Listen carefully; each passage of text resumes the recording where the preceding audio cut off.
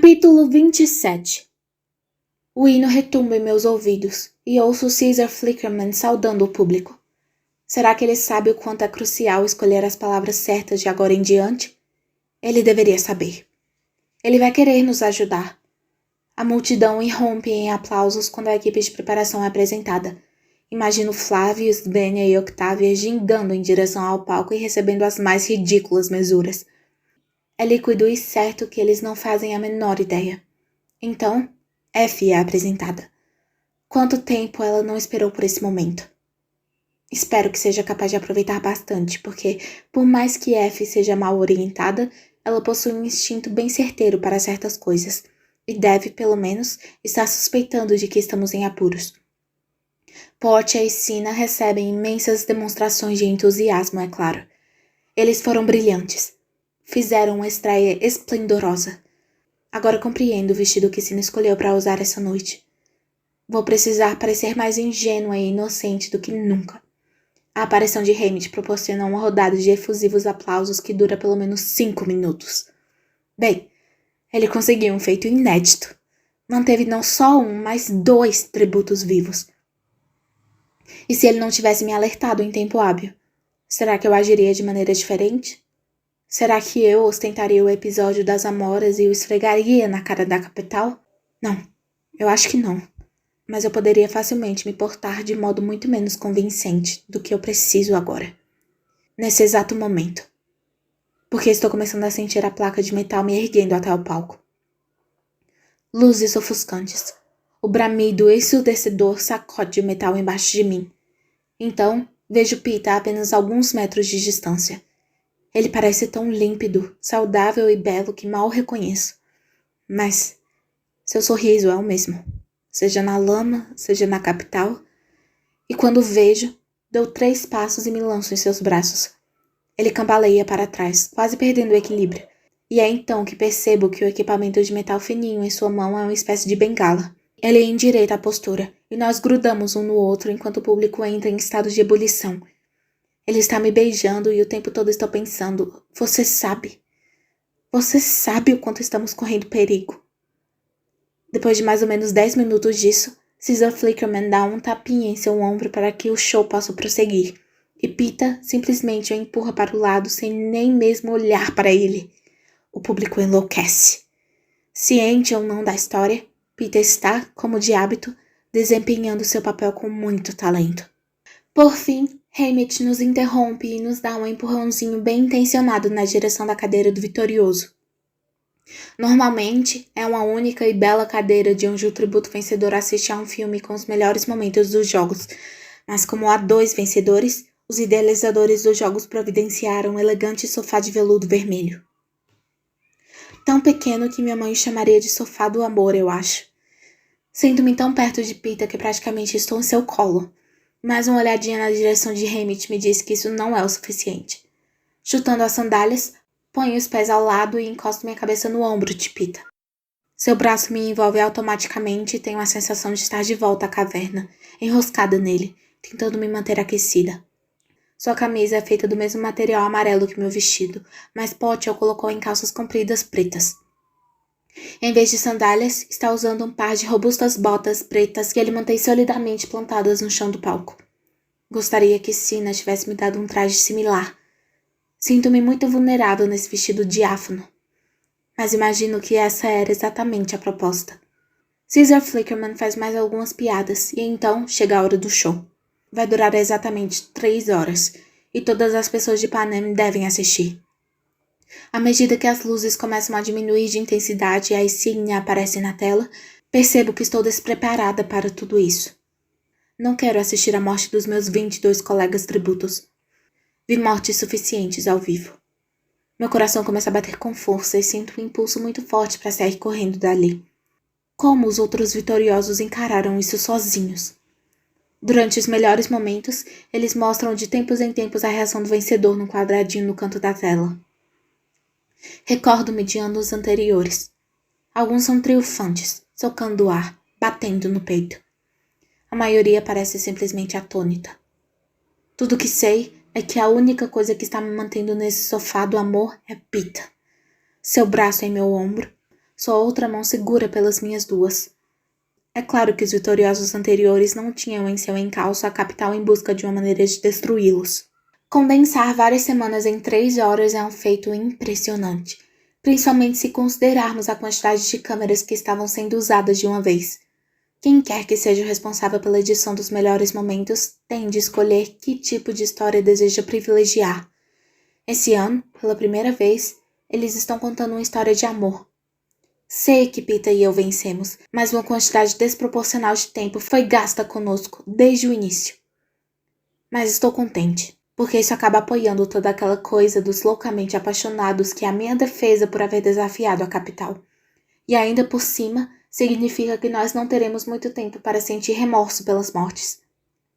A primeira meia hora focaliza os eventos que antecederam a entrada na arena. A colheita, a viagem de carruagem pela capital, nossas notas no treinamento e nossas entrevistas. Há uma espécie de trilha sonora enaltecedora amparando as imagens que as torna duplamente horríveis, porque, é claro, quase todos que aparecem na tela já estão mortos. Assim que chegamos à arena, há uma cobertura detalhada do banho de sangue, e então os diretores basicamente alternam entre tomadas dos tributos morrendo e tomadas de nós dois. A maioria de Pita, na verdade. É inegável que ele carregou nos ombros o negócio do romance. Agora vejo o que o público viu, como ele enganou os carreiristas a meu respeito. Permaneceu acordado a noite inteira embaixo das árvores às teleguiadas. Lutou com Cato para que eu escapasse. E mesmo enquanto estava deitado na lama, sussurrou meu nome durante o sono. Comparada a ele, eu pareço uma desalmada, lançando bola de fogo, deixando cair ninhos de vespas e explodindo suprimentos, até começar a rastrear Rue. Eles mostram sua morte integralmente, o arremesso da lança, minha fracassada tentativa de resgate, minha flecha atravessando a garganta do garoto do Distrito 1, os últimos suspiros de Rue em meus braços. E a canção. Apareço cantando todas as notas da canção. Algo dentro de mim se fecha e fico insensível a tudo. É como assistir a pessoas totalmente estranhas em outra edição dos Jogos Vorazes. Mas reparo que eles omitem a parte em que a cubro de flores. Certo, porque até isso tem cheiro de rebelião. As coisas melhoram para mim no momento em que eles anunciam que 2 tributos do mesmo distrito podem ficar vivos e grito o nome de Pita, e depois tapa a boca com a mão. Se parecia indiferente a ele antes, compenso agora, encontrando-o, cuidando para que ele volte a ter saúde, indo ao ágape em busca de medicamentos e sendo bastante liberal com meus beijos. Objetivamente, consigo ver que as bestas e a morte de Cato são tão hediondas agora quanto antes, mas ainda assim é como se tudo isso estivesse acontecendo com pessoas que nunca vi na vida. Então, chega o episódio das Amoras. Posso ouvir o público pedindo silêncio, disposto a não perder nada. Uma onda de gratidão aos diretores do filme toma conta de mim quando vejo que eles terminam não com o anúncio de nossa vitória, mas comigo dando socos na porta de vidro do aerodeslizador, berrando por Pita enquanto eles tentam ressuscitá-lo. Se tomarmos como base os critérios que garantirão minha sobrevivência a partir de agora, esse é o meu melhor momento em toda a noite. O hino está sendo tocado novamente e nós nos levantamos quando o presidente Snow em pessoa sobe ao palco seguido de uma garotinha carregando uma almofada onde se vê uma coroa. Só há uma coroa, entretanto, e dá para ouvir a perplexidade da multidão. Qual das cabeças receberá a coroa? Até que o presidente Snow torce o objeto, separando-o em 2 metades. Ele coloca a primeira metade na testa de Pita com um sorriso. Ele ainda está sorrindo quando coloca a segunda metade em minha cabeça, mas seus olhos, apenas alguns centímetros distantes dos meus, estão tão implacáveis quanto os de uma serpente. E é aí que percebo que, muito embora nós dois tivéssemos a intenção de comer as amoras, sou eu a culpada por ter tido a ideia. Eu sou a instigadora. Sou eu quem merece a punição. Muitas mesuras e saudações entusiasmadas se seguem. Meu braço está a ponto de cair de tanto acenar para a multidão quando Caesar Flickerman finalmente dá boa noite ao público, lembrando a todos que sintonizem amanhã para acompanhar as últimas entrevistas. Como se houvesse alternativa. Pita e eu somos conduzidos até a mansão do presidente para o banquete da vitória, onde temos muito pouco tempo para comer, já que os funcionários da capital e patrocinadores particularmente generosos acotovelam-se no caminho tentando tirar fotos conosco. Rostos e mais rostos resplandecentes despontam de todos os lados, cada vez mais embriagados à medida que a noite se avança. Ocasionalmente, vislumbro Haymitch, o que é reconfortante, ou o presidente Snow, o que é aterrorizante. Mas continuo rindo e agradecendo às pessoas e sorrindo para as fotos. A única coisa que nunca faço é soltar a mão de Peeta.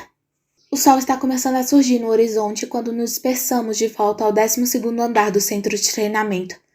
Imagino que agora vou poder finalmente conversar a sós com Peeta, mas Haymitch manda ir com Pote a arrumar alguma coisa apropriada para a entrevista e me acompanha pessoalmente até os meus aposentos. Por que eu não posso falar com ele? Pergunto. Vai ter tempo de sobra para falar com ele quando a gente chegar em casa, disse Haymitch. Vai dormir, você vai estar no ar às 2. Apesar da interferência apressada de Haymitch, estou determinado a ver Peeta privadamente. Depois de virar e revirar na cama por algumas horas, vou até o corredor. Meu primeiro pensamento é verificar o telhado, mas está vazio. Mesmo as ruas da cidade bem abaixo estão desertas após a celebração da noite de ontem. Volto para a cama por um tempo e então decido ir diretamente ao quarto dele. Mas quando tento girar a maçaneta, descubro que a porta do meu quarto foi trancada pelo lado de fora. Suspeito de Haymitch a princípio, mas sinto o terror muito mais insidioso de que a capital possa estar nos monitorando e nos confinando. Estou impossibilitada de escapar desde que os Jogos Vorazes começaram, mas isso aqui é diferente. Muito mais pessoal. Isso aqui me dá a sensação de que eu fui aprisionada por um crime e que estou aguardando a sentença. Volto rapidamente para a cama e finjo dormir, até que F. Trinket aparece para me alertar para o começo de mais um grande dia. Tenho mais ou menos 5 minutos para comer uma tigela de grãos refogados antes da chegada da equipe de preparação. Tudo o que tenho de dizer é: a multidão adorou vocês, e é desnecessário falar pelas próximas horas. Quando o sino aparece, ele dispensa todo mundo e me dá o vestido branco bem extravagante e sapatos cor-de-rosa. Em seguida, ajusta pessoalmente minha maquiagem até parecer que estou irradiando um brilho suave e rosado. Ficamos conversando, mas estou com medo de perguntar a ele alguma coisa realmente importante, porque depois do incidente da porta, não posso me livrar da sensação de estar sendo constantemente observada. A entrevista acontece na sala de estar ao fim do corredor. Um espaço foi reservado, e o sofá do amor agora está em outra posição e cercado de vasos com flores vermelhas e rosas. Só há um punhado de câmeras para registrar o evento. Pelo menos não há plateia no local. Caesar Flickerman me dá um abraço afetuoso quando adentro o local. Congratulações, Katniss. Como está? Bem. Nervosa com a entrevista. Respondo. Não fique. Será uma experiência agradabilíssima.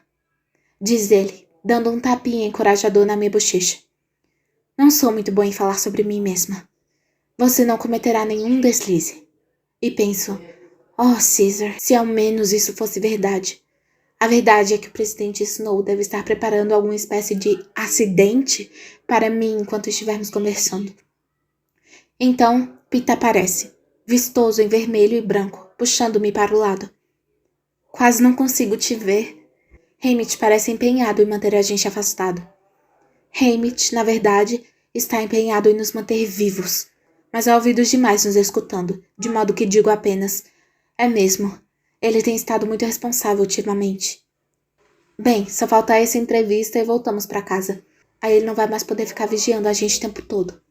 Sinto uma espécie de arrepio percorrendo meu corpo e não disponho de tempo para analisar o motivo, porque eles já estão à nossa espera.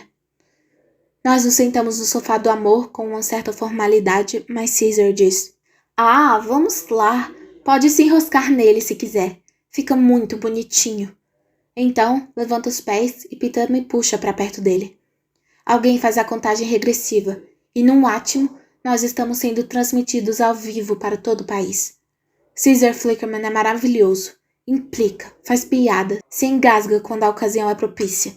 Ele e Peeta já possuem a cumplicidade que estabeleceram naquela noite da primeira entrevista, aquele estado de espírito alegre. Então, eu apenas sorrio bastante e tento falar o menos possível. Enfim, tenho de falar um pouco, mas sempre que posso, redireciono a conversa para Peeta. Mas chega o momento em que Caesar começa a colocar questões que demandam respostas completas. Bem, Peeta, sabemos, pelos dias que passamos naquela caverna, que foi amor à primeira vista de sua parte desde quando 5 anos de idade? Pergunta Caesar. desde o momento em que pus os olhos nela pela primeira vez, diz Peeta. Mas, Katniss, que coisa, hein? Imagino que a parte mais excitante para o público tenha sido assistir a você cedendo aos encantos dele. Quando você se deu conta de que estava apaixonada por ele? Pergunta Caesar. Essa é difícil. Dou um risinho leve e olho para as minhas mãos. Socorro. Bem, eu sei quando a coisa me tocou. Na noite em que você gritou o nome dele naquela árvore, disse Caesar. Obrigada, Caesar. Penso comigo mesma e desenvolvo a ideia. Foi mesmo, eu acho que foi lá.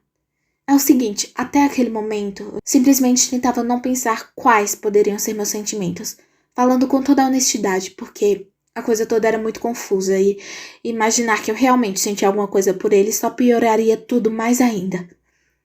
Mas aí, naquela árvore, tudo mudou.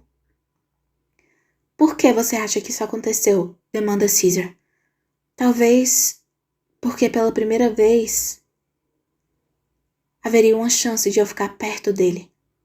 Através do cameraman, vejo Haymitch dando uma espécie de rosnado de alívio e sei que fiz a coisa certa.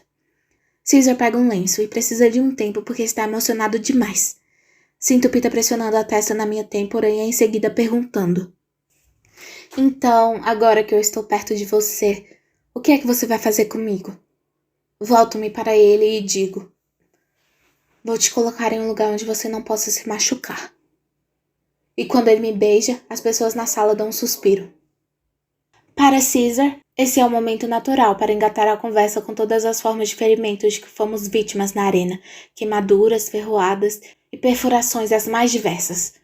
Mas só esqueço que estou na frente das câmeras quando o assunto passa a ser as bestas. E quando Caesar pergunta a Peeta como sua nova perna está funcionando. Nova perna? E não consigo evitar levantar a barra da calça de Peeta. Ah, não. Sussurro, tocando o equipamento de metal e plástico que substituiu a carne. Ninguém contou pra você? Pergunta Caesar delicadamente. Balanço a cabeça. Eu não tive oportunidade, diz Peeta, dando ligeiramente de ombros. É minha culpa, porque eu usei aquele torniquete. Sim, é culpa sua eu estar vivo, diz Peeta. Ele tem razão, diz Caesar. Ele certamente teria sangrado até morrer se não fosse por isso. Imagino que seja verdade, mas não consigo deixar de me sentir chateada com relação a isso, a ponto de sentir vontade de chorar. Mas aí lembro que todo o país está me assistindo, então simplesmente enterro meu rosto na camisa de Peeta. Eles levam alguns minutos para me convencer a tirar meu rosto da camisa, porque lá é bem mais confortável. Ninguém pode me ver. E quando reapareço, Caesar para um pouco de me fazer perguntas para que eu tenha tempo de me recuperar. Na realidade, ele me deixa em paz até o episódio das Amoras. Katniss, sei que você acabou de ter um choque, mas sou obrigada a perguntar. No momento em que você pegou aquelas Amoras, o que se passava na sua cabeça? Faço uma longa pausa antes de responder, tentando organizar meus pensamentos. Esse é um momento crucial, que decidirá se desafiei mesmo a capital ou fiquei tão louca com a perspectiva de perder Peeta que não posso ser responsabilizada por minhas ações. Um incidente parece clamar por um grande e dramático discurso, mas tudo o que sai da minha boca é uma frase quase inaudível. Não sei, eu simplesmente não consegui suportar a ideia de viver sem ele. Peeta? Alguma coisa a acrescentar? Pergunta Caesar. Não, acho que isso serve para nós dois. Caesar faz um sinal e a entrevista se encerra. Todos estão rindo e chorando e se abraçando, mas ainda não tenho certeza até alcançar Haymitch. Foi bom? Sussurro. Perfeito, responde ele. Volto ao quarto para pegar algumas coisas e descubro que não há nada a ser pego a não ser o broche com o tordo que Mad me deu. Alguém o devolveu em meu quarto depois dos jogos. Eles nos conduzem pelas ruas em um carro de janelas escuras e o trem está esperando por nós. Quase não temos tempo para nos despedir de Cinna e Portia, mas teremos de nos encontrar daqui a alguns meses, quando faremos a turnê pelos distritos para participarmos de várias cerimônias de comemoração pela vitória. É a maneira de a capital lembrar às pessoas que os Jogos Vorazes nunca se encerram de fato. Nós receberemos várias medalhas inúteis e todos terão de fingir que nos amam.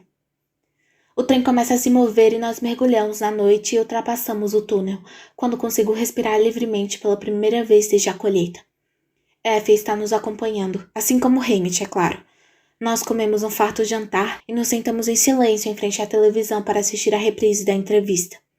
Com a capital a cada segundo mais distante de nós, começo a pensar em minha casa, em Prim e em minha mãe, em Gale. Peço licença para trocar o vestido por uma calça e uma camisa simples.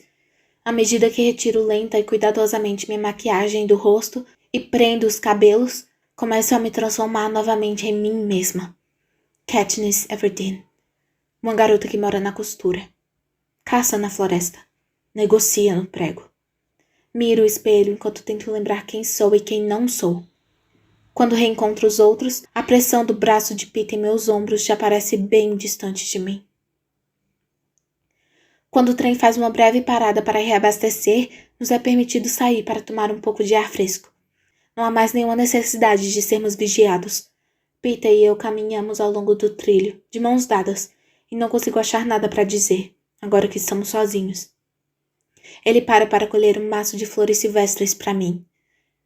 Quando ele me entrega, faço um grande esforço para parecer satisfeita, porque ele não tem como saber que as flores rosas e brancas são a cobertura das cebolas selvagens e só me fazem lembrar das horas que passei colhendo-as na companhia de Gale. Gale. A perspectiva de encontrar Gale em questão de horas faz meu estômago revirar. Mas por quê? Não consigo enquadrar bem a coisa em minha mente. Só sei que é como se eu estivesse mentindo para alguém que confie em mim. Ou mais precisamente, para 2 pessoas.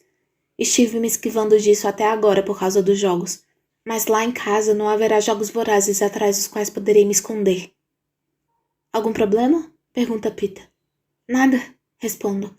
Nós continuamos a caminhada até o fim do trem, até onde tenho certeza quase absoluta de que não há nenhuma câmera escondida nos arbustos rasteiros que margeiam o trilho. Ainda assim, nenhuma palavra me escapa da boca. Hamid me assusta a colocar a mão em minhas costas. Até agora, no meio do nada, ele mantém o tom de voz baixo. Excelente trabalho, vocês 2. Basta manter o ritmo no distrito até que as câmeras desapareçam. A gente vai se dar bem. Observo-o retornar ao trem, evitando os olhos de Peeta. O que ele quis dizer? Pergunta Peeta. É a capital. Eles não gostaram da nossa armação com as amoras. Solto. Quê? Do que você tá falando? Pergunta ele. A coisa pareceu rebelde demais. Aí Hamid tem me orientado nos últimos dias para não piorar tudo. Orientado você? Mas não a mim, diz ele. Ele sabia que você era suficientemente esperto para proceder da maneira certa. Eu não sabia que havia algum motivo para proceder da maneira correta, diz Peeta. Então, o que você está dizendo é que, nesses últimos dias, e também, eu acho que lá na arena, aquilo não passou de uma estratégia que vocês 2 bolaram? Não! Eu nem conseguia conversar com ele na arena, não lembra? Insisto. Mas você sabia o que ele queria que você fizesse, não sabia? Diz Peeta. Mordo o lábio. Katniss? Ele solta minha mão e eu dou um passo à frente, como se estivesse tentando me equilibrar. As suas atitudes foram todas em função dos jogos, diz Peeta. Nem todas. Retruco, segurando minhas flores com força. Então, quais foram e quais não foram? Não. Esquece isso. Eu aposto que a verdadeira questão é o que vai sobrar quando a gente chegar em casa. Não sei. Quanto mais a gente se aproxima do Distrito 12, mais confusa eu fico. Ele espera mais alguma explicação, mas nada acontece. Bem, me avisa quando você tiver uma resposta. Diz ele, e a dor em sua voz é perceptível. Sei que meus ouvidos estão curados, porque, mesmo com o barulho do motor, consigo escutar todos os passos que ele dá de volta ao trem. No momento em que subo a bordo, Peeta já está em seu quarto para passar a noite. Também não o vejo na manhã seguinte. Na realidade, ele só aparece quando estamos entrando no Distrito 12. Ele me acena com a cabeça, o rosto inexpressivo. Quero dizer a ele que sua atitude não é justa. Que nós éramos estranhos. Que fiz o que era preciso para permanecer viva. Para que nós 2 permanecêssemos vivos na arena. Que não tenho como explicar como são as coisas com Gale porque não conheço nem a mim mesma. Que não é uma boa ideia me amar porque nunca vou me casar mesmo e ele acabar me odiando mais cedo ou mais tarde. Que não importa se tenho algum sentimento por ele, porque jamais serei capaz de proporcionar o tipo de amor que se transforma em uma família, em filhos. E como ele será capaz? Como ele será capaz depois de tudo que passamos naquela arena? Eu também quero dizer a ele o quanto já estou sentindo sua falta. Mas isso não seria justo da minha parte. Então, apenas ficamos parados em silêncio, observando nossa pequena e encardida estação crescer à nossa volta. Pela janela, vejo que a plataforma está repleta de câmeras. Todos devem estar assistindo ansiosamente a nossa volta para casa. Com o canto do olho, vejo Peter estender a mão. Olho para ele, sem muita certeza. Uma última vez? Para o público? Diz ele. Sua voz não está zangada, o que é pior. O garoto do pão já está me escapando. Pego sua mão, segurando com firmeza, preparando-me para as câmeras e abominando todo o momento em que finalmente terei de soltá-la.